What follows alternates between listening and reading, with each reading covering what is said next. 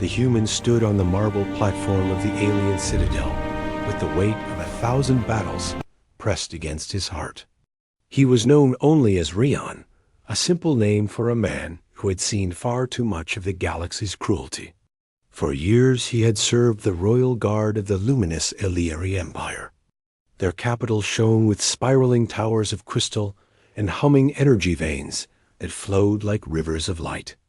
To them, he was the lone human who fought with impossible resilience. To some, he was a curiosity. To others, he was a weapon. To one royal heir, he had been a shield. Until today, the heir, Leora, stood before him with her wings trembling.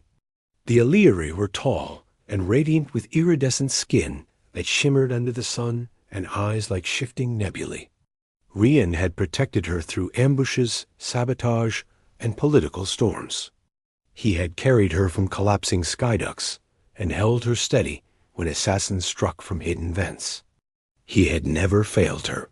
He had never asked for praise. Yet that morning, her words had pierced him, deeper than any blade. She had stood in the throne hall surrounded by advisors, diplomats, and nobles. Her voice had been cold as she declared that he was nothing more than a human tool, a novelty acquired for benefit, a simple creature whose value ended when convenience did. She had said it with a sharp edge, meant to silence the murmuring lords who questioned her reliance on him. But each syllable felt like a lash. Rion had not argued. He had not begged. He had not defended himself. He simply stood still, as if each breath held him in place. Now, on the platform, he unfastened the chest plate of his armor. The plates gleamed with the scars of battles fought in her defense. The symbol of the Illyri royal crest was etched across the front. He laid it down carefully on the cold marble. The echo of metal on stone rippled through the air like a final bell marking the end of an era. Leora watched in stunned silence. She had never seen him remove his armor willingly.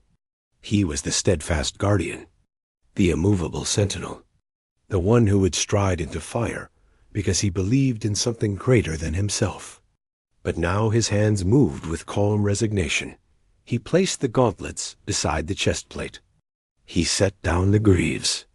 He removed the cloak that marked him as part of the royal guard. At last he unclipped the communication band from his wrist and let it rest on the armor, like a final farewell. Rion straightened and looked at her. His expression was steady. No anger, no bitterness, just quiet disappointment. Something in her chest tightened painfully. He turned and walked toward the edge of the platform where a sleek transport waited to take him far from the citadel. Leora's voice cracked as she called out, "Rion, wait." He paused. Nothing more. She stepped closer with her wings drawing in uncertainly. "You cannot leave after everything. You cannot walk away like this." He responded without turning. "I can when I am no longer wanted." The simplicity of the statement struck harder than her own words earlier. She heard it echo inside her mind with a sting that burned deeper the more she replayed it. "I did not mean what I said," she whispered. Rion shook his head once. "You meant it enough to say it." The platform wind swept past them with a low hum. Far below the citadel, the city glimmered with the morning sun. Ships glided across the sky with gentle streaks of light trailing behind them. Life went on. Her mistake echoed through it all. Leora stepped closer until she could almost reach him. "You know why I said it. The nobles were pressuring me. They said I depended on you too much. They questioned my strength. I needed to silence them." "You silenced someone else instead," Rion said. She winced. He still did not face her. He walked toward the transport again. "Rion," she said quietly. "Please, talk to me. There is nothing left to say?" "There is," she insisted. "There is everything to say." Finally, he turned. The expression in his eyes made her wings droop. It was not rage. It was not sorrow. It was the quiet emptiness of someone who had accepted pain without resistance. Someone who had already stepped away in his heart. Leora said, "You were not a tool. You were never that. But that is what you called me. I was wrong. It still hurt." Her breath faltered. She had seen him face monsters that towered over him. She had seen him charge into chaos without hesitation.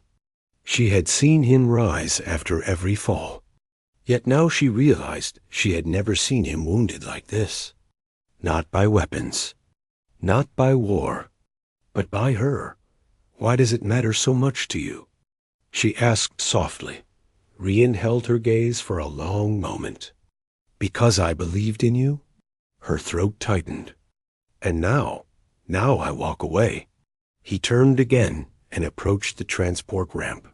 The metallic floor hummed under his steps. Leora surged forward and grabbed his arm gently. "Do not leave me."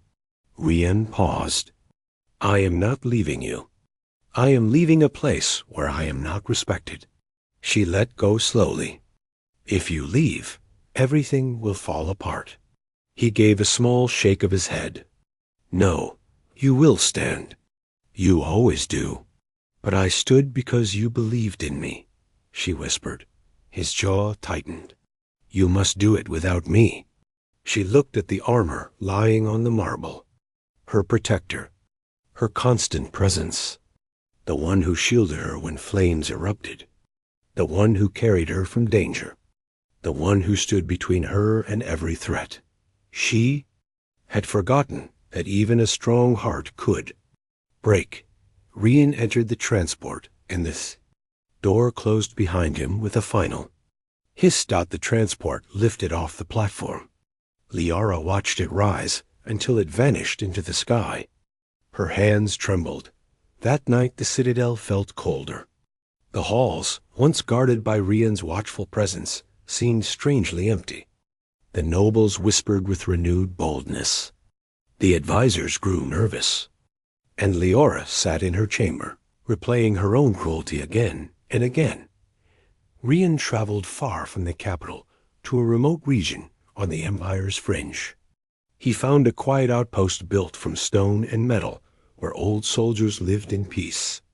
He took a modest room overlooking a field of glowing flora. Each night the plants lit the valley with soft pulses of blue and gold. It was peaceful, far from politics, far from pressure, far from expectations. He trained with the outpost guards. He helped repair broken machines. He carried supplies. He lived simply. The pain in his chest dulled, but never vanished. To his surprise, the Alari civilians there treated him kindly. They were traders, farmers, and retired warriors who cared little about noble gossip. To them he was a helpful man who worked hard and spoke gently. They invited him to meals. They asked him stories of distant stars. They respected him without grandeur. For the first time in years, he felt normal. He felt human. But each night the memory of Laura's face resurfaced. The tremble in her voice. The regret in her eyes. He forced the memory away. Some wounds could not be undone. Weeks passed before the Empire realized how deeply the Royal Guard had depended on him. Without Rian, clashes escalated on the border. Negotiations faltered. Enemies probed weaknesses. Leora struggled to balance diplomacy and security. The nobles who once mocked her reliance on him now whispered their fear of his absence. One evening, Leora stood on the balcony of the citadel and stared at the city lights. Her wings were dimmer than usual, her thoughts heavier. She felt the Empire pulling at her from all sides. Yet none of that weighed as much as the memory of Rian walking away. She whispered into the night, "I should have protected you too." The decision formed quietly, but firmly. She would find him. She would face him without titles or grand halls. She would speak truth without hiding behind politics.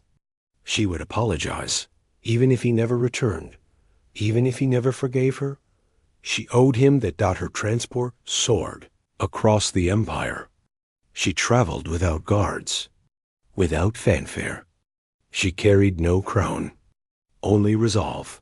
The outpost welcomed her with surprise. They bowed respectfully, but she shook her head. I am here to speak with him. Nothing more. They guided her to the field of glowing flora. Rian stood there, examining a small device with a group of young trainees. His posture was calm, his hair ruffled by the valley wind.